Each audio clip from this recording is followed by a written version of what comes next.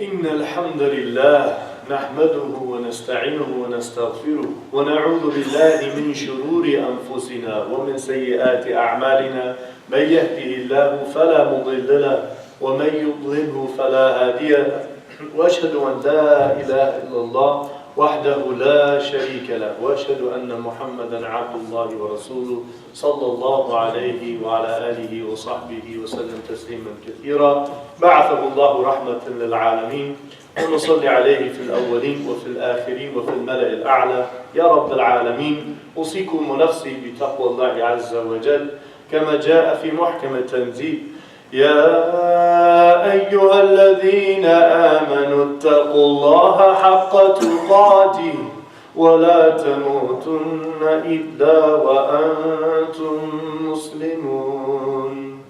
Dear brothers and sisters, we always begin with praise and gratitude.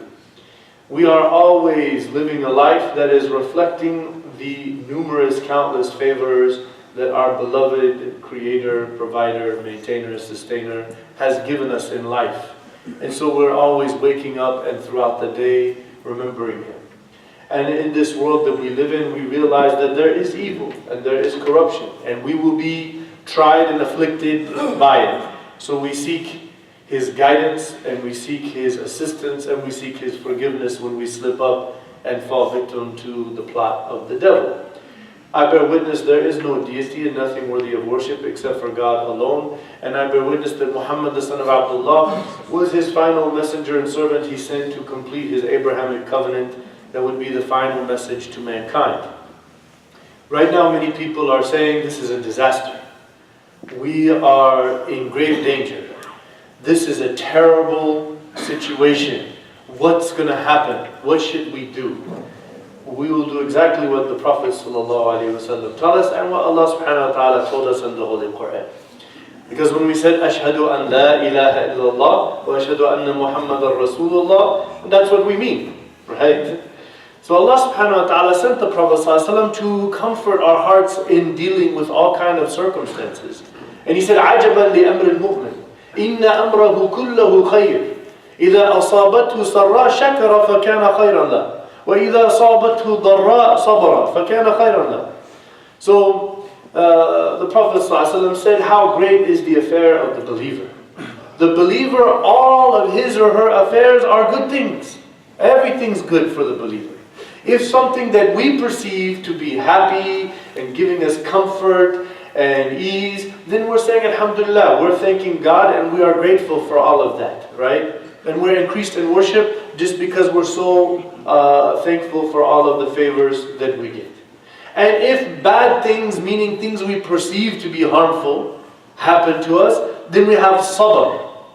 And that is better for the believer, right? So this sabr has two aspects. The first aspect is patience. Okay, let's all take a deep breath. Okay, everybody here? Alhamdulillah. Okay. First of all, this guy that is now our president, he has throughout his whole life been a con man, right? That's what we know about him, right? That's what he has done to make so much money, and that's how he has run his life. We see now with a whole campaign about not being politically correct, the two speeches he has now made are completely different person than the whole last year of campaigning. All of the seemingly constant, persistent, awful, terrible, disgraceful things that he's been saying over the last year, right? Now he comes out, we want to thank Hillary Clinton because she's such a hardworking woman. We appreciate all of her effort. And Obama is such a good president, and I feel humbled by him, and I will take him as an advisor, and I will meet with him on many occasions. Contrast that with all the things he said about these two people, right? So we're seeing a very different guy so far, right? So from the get-go, let's be patient and see what he actually does before we start buying tickets to Canada. Okay? Let's just all take a chillax pill, okay, for 1 second. Okay? Secondly, we have to be steadfast. Sabr also means steadfast, right? What that means is that the prospects are not good. We have to be honest with ourselves, okay? We can't just be hunky-dory, positive, and not deal with the fact that there is a very dangerous element that we are facing, right? When I say that, what I mean is already he has thrown out names for Chief of Staff, Secretary of State, Secretary of Defense, and Head of the CIA who are anti-Islam people. They are well known as part of the political influential group that are against Muslims. And they're part of a group that authenticates and empowers a group that teaches not that just radical Islam, which is a politically correct word to them, right? They think that Islam in and of itself as a basic religion has all of this evil, terrible things that's a threat to Western society, right? So that is already being thrown out there as policy, right? And so throughout his campaign, we've heard him quoting numbers and statistics from anti-Islam people, stuff that is not known to the mainstream of society. So now that we said that, it is not time to become complacent or to become weak or to hide. It is absolutely not acceptable for a Muslim to stop praying out in public, to take off hijabs and shave beards and all of these things as a result of this. This is not the reaction that we would make as believers to such a situation, right? Because Allah subhanahu wa ta'ala said, right, وَلَمَّا رَأَى الْمُؤْمِنُونَ الْأَحْزَابَ قَالُوا هَذَا مَا وَعَدَنَا اللَّهُ وَرَسُولُهُ, right? وَزَادَهُمْ إِيمَانًا وَقَالُوا حَسْبُنَا اللَّهُ وَنِعْمَ الْوَكِيلُ. When the group of 10,000 people came to surround Medina for the intention of killing and destroying the Muslims and wiping out the whole religion of Islam, they said, Allah and His Messenger have promised us that this type of a thing will happen. Our faith is increased. We are going to struggle and strive, trusting in our Lord as sufficient for us, as a protector, right? But what does that mean to some of us who maybe previously were not very strong about our faith, right? It means now is the time to own our faith. If we say, I'm a Muslim, it's time to own that. That's a beautiful, greatly representative concept, a submitter to the will of God. Our country's history tells us that work pays, right? So, as the Holy Quran tells us, إِنَّ مَعَ الْأُسْرِ يُسْرًا فَإِنَّ مَعَ الْأُسْرِ يُسْرًا إِنَّ مَعَ الْأُسْرِ يُسْرًا. What does that mean? Indeed, with any bad thing that happens to you, there will be good things that will happen to you. Let me just tell you right now, look at the flowers. You see these flowers right here? It was sent to Imam John Edward and his Muslim congregation. We don't know who sent it. Do you know why? There are people who are not Muslim, who they want to stand beside us. If we're hiding in the crevice, how can they know who to stand beside? It's time to stand up and own our reality. This is the wake-up call. Good things are happening. Guess whose name is now being thrown around by many top senators as the new head of the Democratic National Convention? Keith Ellison, a devout Muslim of two Muslims who are congressmen in the United States Congress. إِنَّمَا الْعُسْرِ يُسْرًا, right? وَيَمْكُرُونَ وَيَمْكُرُ اللَّهُ, right? We have trust in the real system, right? They're telling us, oh, we have to respect the system. Like the system of our government is some great, lofty thing that's perfectly functioning. It has great ideals behind it, but we've got some major issues in the system to worry about and to fix as American people, right? This is our reality. So, our country, it shows. When people get weak and they just get complacent when they're an oppressed minority, they get heavily marginalized and they are easily oppressed. But our country shows that when people are proud and dignified in who they are and what they represent, and they stand up against oppression and they form bonds with the people who send the flowers, then they get their rights and their respect and their dignity because people will stand by them. The general hearts of this country are good people. Most of them didn't vote. We'll get to that point in a minute. So, this is what we learn. That it is our responsibility to stand up and own our place in this country. This is the wake-up call. The Quran says, أَلَمْ يَأْنِ لِلَّذِينَ آمَنُوا أَن تَخْشَعَ قُلُوبُهُمْ لِذِكْرِ اللَّهِ وَمَا نَزَلَ مِنَ الْحَقِّ وَلَا يَكُونُوا كَالَّذِينَ أُوتُوا الْكِتَابَ مِنْ قَبْلُ فَطَالَ عَلَيْهِمُ الْأَمَدُ فَقَسَتْ قُلُوبُهُمْ وَكَثِيرٌ مِّنْهُمْ فَاسِقُونَ. Isn't it time for the believers' hearts to awaken and to truly humble in deep spiritual awakening to the scripture and the remembrance of God? And don't be like previous nations that became weak and complacent and just accepted religion as some sort of inherited ethnic thing and let whatever religious leaders do whatever without any question and just went along in the hamster wheel going along with life without any super devotion or dedication to faith. Guess what? This ayah was revealed in Sahih Muslim in the 4th year of the prophethood. Abdullah ibn Mas'ud radiallahu anhu, he said, we were meeting secretly and we would sit and learn some ayahs on the Quran, and sometime one day we were all sitting there and we were joking around, and by the time we left Dar al-Arqam, Allah sent this verse to the Prophet sallallahu alaihi wasallam. Shortly thereafter, Abdullah ibn Mas'ud, against the better judgment of many of his companions and the Prophet ﷺ, said, I'm going to go in the middle of the haram around all of Quraysh and recite Surah Al-Rahman. That was his response. The ayah came to him as some young shepherd boy who had embraced his faith a few years earlier as a new convert. He heard the ayah that said, it's not time to laugh and joke. People are against you. You need to stand up and represent. He went and read Surah Al-Rahman. Now, he got the tar kicked out of him, okay? But at the end of the day, his sincerity and his purpose was there. We're not telling you to go into the middle of Woodland Hills Mall reciting Surah Al-Rahman. We're saying, be proud of who you are. Let people know you're Muslim. If your name was such and such before, and people can actually pronounce it, for example, Muhammad, one of the most beautiful names, let people know. I've been calling myself Mo or Mike or whatever. I'm going by Muhammad now. Why? Because I'm Muslim and I feel like you need to know that that's who I am and I'm a good person and I represent something good to this country and I want everybody to know that. Right? Now obviously if your name's Abdul Razak, I understand changing your name because nobody's going to say it right. They're all going to butcher it. Right? That's a different story altogether. Right? But if the issue is I just don't want people to know I'm Muslim, then we got to change that right now, at this moment, at this time. People need to be proud of who they are in order to gain their respect. It's a concept of human dignity. Let's be honest with ourselves. I read these statistics on the voting in Oklahoma.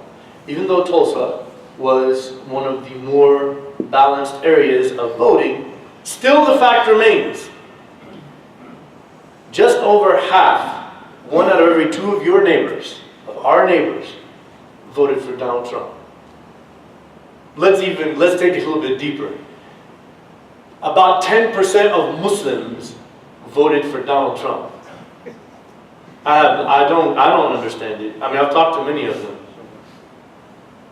When somebody says Islam hates America, when somebody says stop all the migration of Muslims to this country, when somebody says we need to put a registration of Muslims in this country, we need to surveillance all their mosques, we need to figure out what's up with this radical Islam.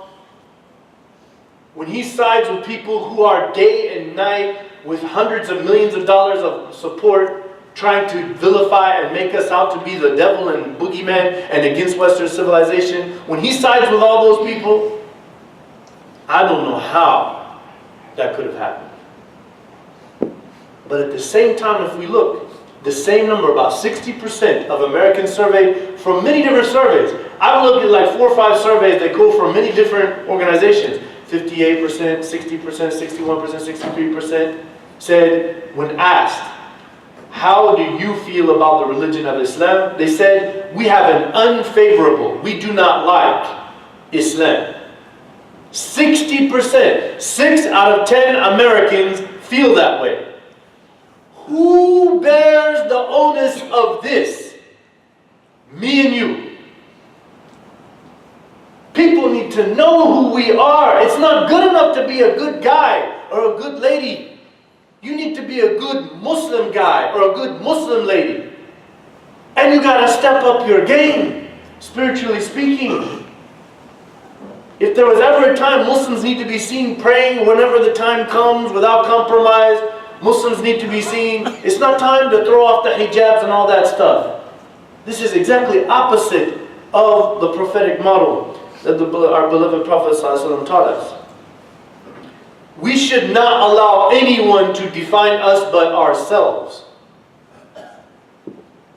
The fact is, the same statistics, those who knew a Muslim were 10 times less likely to dislike Islam because they knew a Muslim. Somebody might say, well, we're only a small percentage. That means we have a lot of work to do. فَإِذَا فَرَغْتَ فَانْصَبْ وَإِلَىٰ رَبِّكَ فَارْغَبْ. If you finish in this effort, in this activity, in this initiative or engagement of doing right, then start another one. And seek the acceptance and pleasure of your Lord. That's what we're told. إِنَّ مَعَ الْعُسْرِ يُسْرًا. While you're doing this, it seems like difficulty. Good things will come to you. The more we work to properly present ourselves, the more we will benefit and reap the benefits of it. The number one thing that we have to do across the board, I don't know how many people I've talked to. Like, Imam, can you talk to my neighbor? Can you talk to my coworker? It's not my job. I love you all for the sake of Allah. It's not my job to talk to your coworker. That's your job. It can't be that somebody asks you about your religion or what's going on in the Muslim world and you're like, I don't know. Or you just say some ridiculous statement like, Islam means peace, brother. What the heck are you talking about? So people get burned in cages and drowned alive and killed and all kind of stuff. And they're like, here's the ayah. You better have a response for that. There is responses. The question we have to ask ourselves is, how much do I seek sacred knowledge? When's the last time I went to the Quran study class? When's the last time I went to listen and read some hadith book? Or when did I watch the YouTube of Sheikh Yasser Qadi or Sheikh Nu'man Ali Khan or whoever? Mufti Mink. When's the last time I was growing my knowledge? Right? How much have I invested in my neighbors and colleagues really knowing me? Did I invite them into my home and show them the beautiful, amazing food that we can cook? Man, I'll just tell you, honestly, my mom doesn't care that I'm saying this. I grew up, she never really cooked. It's just not very common in many American houses that people cook at all, much less cook like our mothers and wives cook. That's dawah, man. Like, man, I'm going to visit your house next weekend. Welcome. Marhaban. Ahlan wa sahlan. We'd love to have you. Anytime. It will slowly seep in. We do not fear anything but standing in front of God in a situation where we did not do our duty as we claimed when we said, Ashhadu an la ilaha illallah wa ashhadu anna Muhammadan Rasulullah. So this is the reality. We have to increase our understanding, a deeper understanding of Islam, so that our practice and ability to explain and convey the message becomes natural and easy. And people will be like, oh, okay, I'm telling you, it's not special, it just happened to be that that's what I do a lot, studying Islam.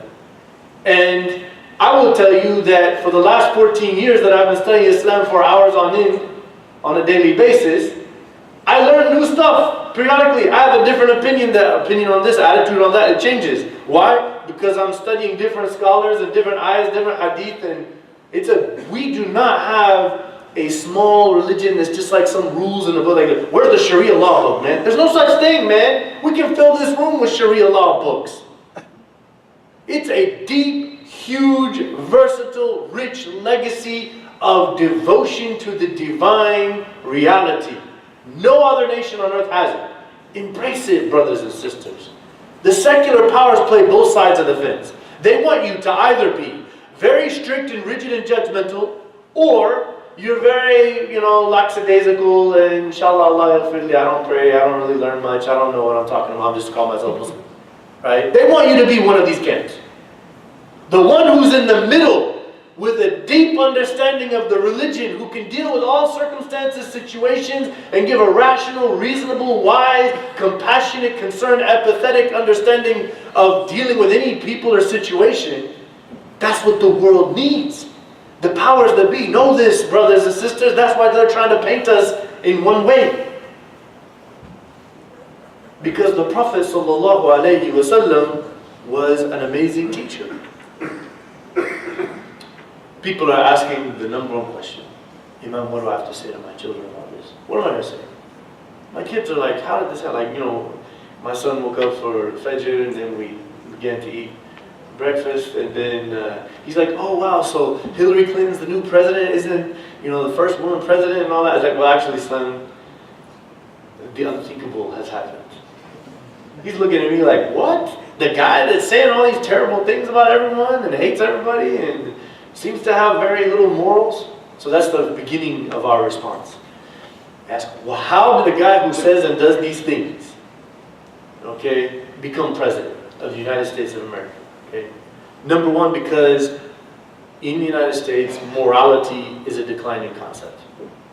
Our culture here in America, if you look at the most popular TV programs and the most popular music, our society is going down an immoral path.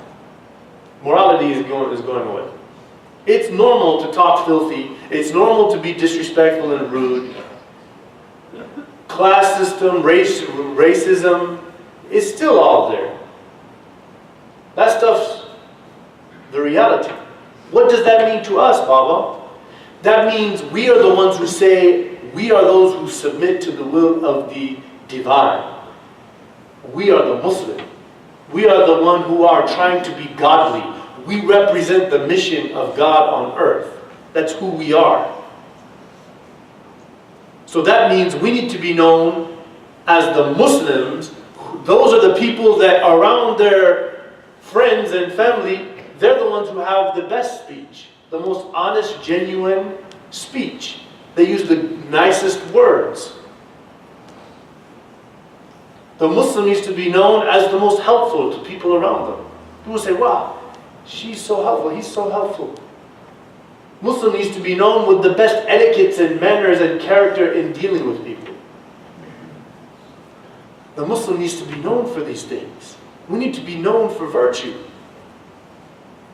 for the best work ethic. Don't get it twisted. You are the best nation this world has ever known. But it's conditional. It's not just because you're called Muhammad or Fatima or you're from this country or you call yourself Muslim. That's not the condition. Those are all trivial matters. The conditions are this: that you, as a lifestyle, stand up for and promote what is right in society. And that you are known to stand up against the corruption and the evil in society because you believe in Allah. If you're doing those two things, you will be, for sure, because it's been proven by nations before you, the greatest nation of the world. Our message is beautiful, comprehensive, deep, balanced. The second thing we say, after we talk about our role in the moral revolution of America, is it is completely un-Islamic to have blind affiliation. To affiliate yourself because this is my national, I'm American, or I'm Pakistani, or I'm Egyptian, or Syrian, or because I'm Arab, or whatever. Those worldly affiliations in Islam do not mean the weight of a fly's wing.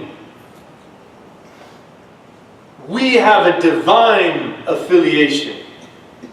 We are affiliated with Allah and His messengers. Alayhimus salatu wassalam. That's why the Prophet ﷺ said, when asked about tribalism, what was tribalism? It was the whole system of his society. The whole political and economic system and religious reality was hanging on tribalism. He told his companions, دَعُوهَا فَإِنَّهَا مُنْتِنَا. Leave that putrid, foul way of life. Revolutionary. Some brother once asked me, Imam, you said capitalism is evil in the khutbah. I said, and it is. Why should we have a problem saying that? Just look at the evidence. Capitalism is an evil concept. I say that as a proud Muslim and patriotic American. And I don't hold back. That's the prophetic model. We are revolutionary in standing up for truth and right. And we don't fear anybody but standing in front of God on the day of judgment. This is the reality. This blind affiliation. So basically what we saw was Bernie Sanders was saying, look, the Democratic Party has some issues. There's some problems in there. We need to fix our house. And Hillary Clinton and her powers that be said, no, we need to somehow marginalize this guy and his movement because he's not going along with the system. He's not affiliating himself blindly. Democrat equals we're doing the right thing. Democrat equals, that's the way it is. The way it is right. Because we are that, that's what we do, that's what we've been thinking, that's how we are. No, that doesn't make it right. The person of morality is always questioning everything and why, not because who said it and what's their background. Because does it fit in what Allah and His Messenger have said? So then, the Trump campaign said, wow, we have this whole Fox News movement of hate the black president over the last 15 years, and all these white people very frustrated. Many people are concerned that there's Mexicans and Muslims and all that. I'm going to ride this to the sunset. Affiliation with a movement. It's called alt-right, is the movement that he rode to the sunset. It is a group of people who are associating with a certain mentality about white Christian America. And then he stole some of Bernie Sanders' thunder about take care of the common man. Even though the one who he has now immediately said will be his transition for economy and treasury secretary is a huge Wall Street executive lobbyist. It's a hypocrite that says that. We have to call it like it is and stand up for it. Truth is truth. Justice is justice. Everything else, wayside. We're not fake people. We're not disingenuous people. We stand for what's right. We don't side with Muslims because they're Muslim. We don't side with Arabs or Pakistani because they're Arabs or Pakistani. We side with them because we look genuinely, sincerely into what they're saying and doing, and it's morally good. And so anyone who stands for truth or justice or virtue or righteousness, we're with them, no matter who they are or what their religion is. Anyone who stands for corruption or bloodshed or dishonoring, disrespecting, disgracing, bigotry, we will stand against them firmly. That's who we are. This is what we tell our children. Number 3, Hillary Clinton won the election by 300,000 votes. It's been tallied as of today. Now everybody's saying, what the heck's going on? Hopefully most of you understand that there's a draconian, archaic system of governance that decides who is the president here. And now 3 times it is proven in the last 20 years or 40 years that the one who lost the popular election of the country ended up winning the election because of the electoral college system. Many people, by the way, 3 years ago, Donald Trump tweet, you can look, 2013, the electoral college system, quote, is ridiculous, it doesn't represent democracy. How ironic. He rode it to the sunset. Now do you think he will say we need to get rid of it? He was saying that. We're not like that. We are not flip-floppers because it's popular and it fits our personal worldly interests. We are people on the straight path. And we're steadfast. We ask Allah to guide us and facilitate us and make it easy for us.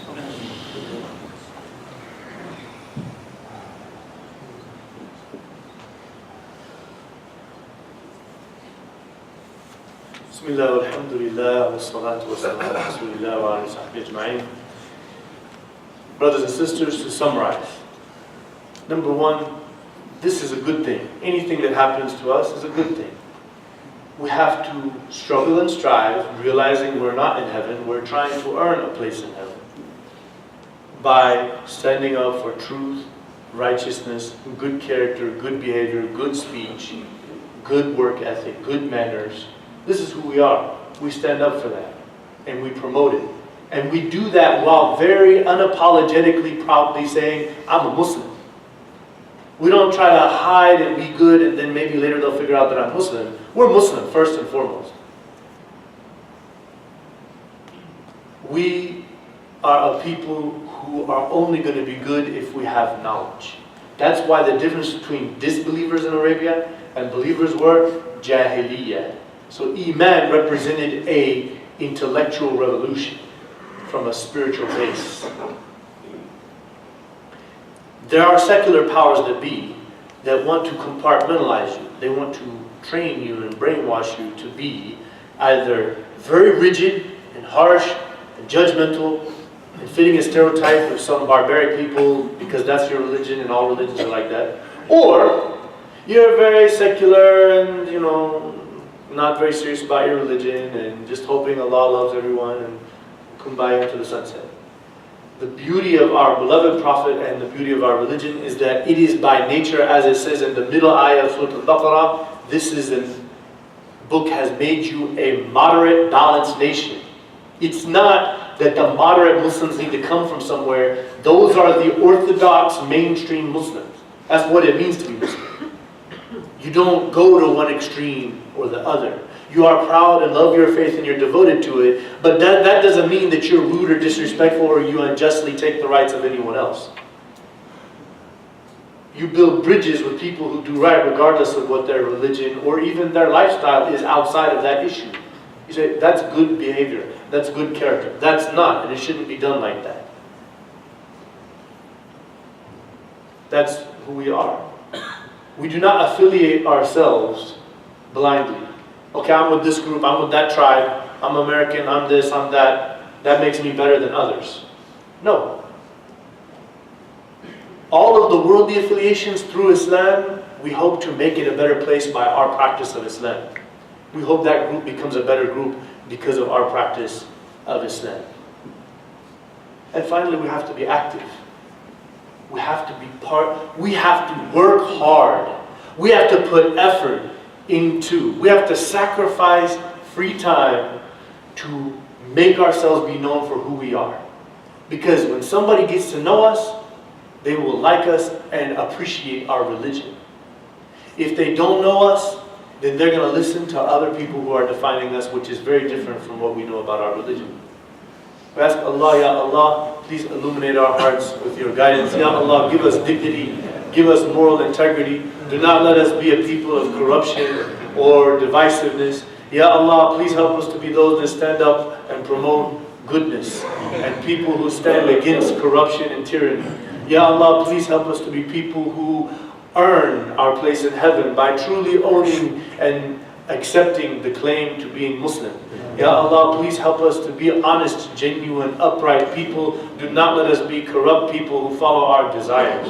Ya Allah, we ask you to forgive us when we come up short. We ask you to guide us and keep us on the straight path. Ya Allah, we ask you to give us guidance in the difficult times. Join our hearts, help us to unify with others and properly present ourselves to the world around us.